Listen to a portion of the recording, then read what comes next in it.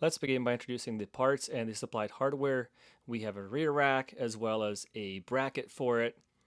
Then we supply 4 M8 by 20 millimeter long countersunk Allen bolts plus washers plus nylock nuts, and 4 M6 by 16 hex head bolts plus washers.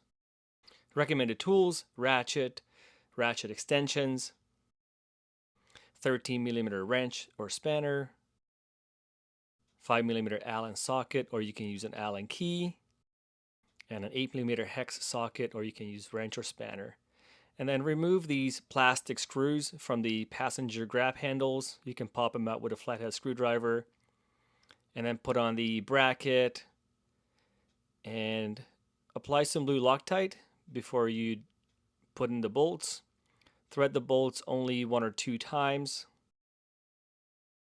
And then once all 4 bolts are in place and thread freely, you can begin to tighten one by one gradually. The torque value is 10 Newton meters.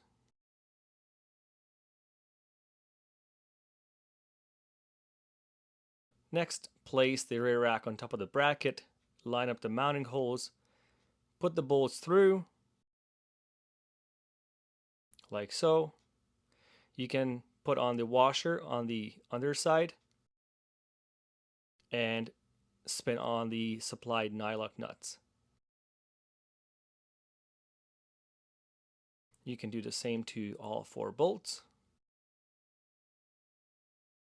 Leave them loose.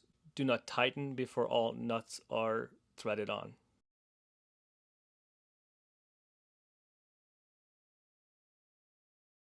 And then grab a 13 millimeter wrench or spanner, and then a 5 millimeter Allen socket with a ratchet or a key, and then tighten the bolts gradually. Do not pull the bolts tight, just pull them snug.